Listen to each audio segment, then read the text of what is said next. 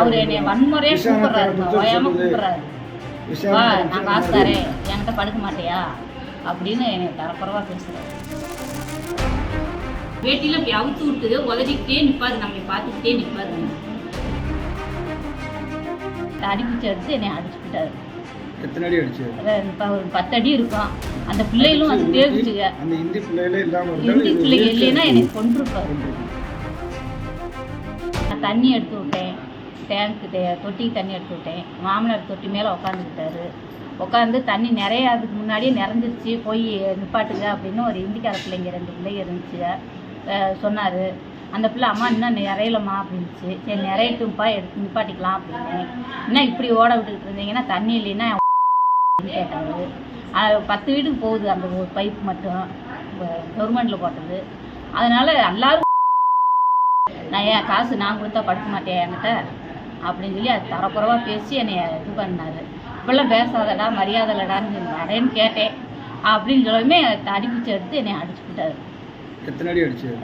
ஒரு 10 அடி இருக்கும். அந்த பிள்ளைகளும் அது தேர்ந்துச்சுங்க. அந்த இந்தி பிள்ளைகளே இல்லாம இந்தி பிள்ளைங்க இல்லைன்னா என்னை கொன்றுப்பாரு. அவர் பேர் என்ன? அவர் பேர் பெருமாளுங்க.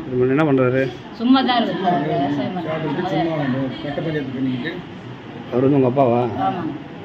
பேசிக்கிட்டு எனக்கு அவர் போலீஸ் நேற்று வந்து இங்கே கேட்டாங்க, எந்த ஒரு ரீசனுமே எடுக்கலை.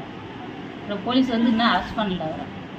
கேட்டதுக்கு அவர் பெரிய மனுஷன் அப்பா அவர் என்னை வன்முறையா கூப்பிடுறாரு, ஓயாம கூப்பிடுறாரு.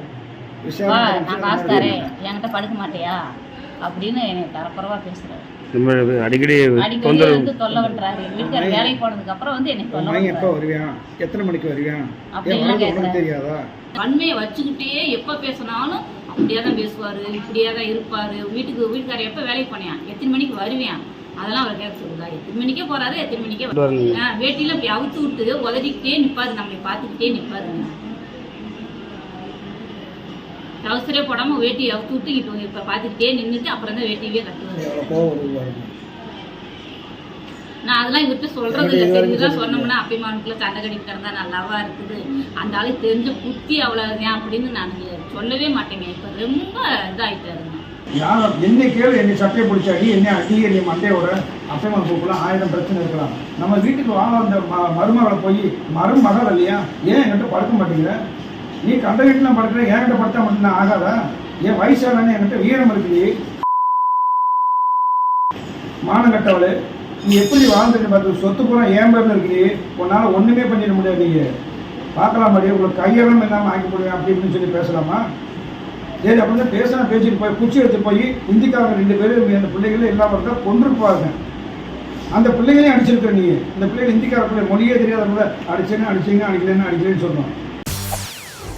செய்திகளை உடனுக்குடன் தெரிந்து கொள்ள உடனே சப்ஸ்கிரைப் பண்ணுங்க.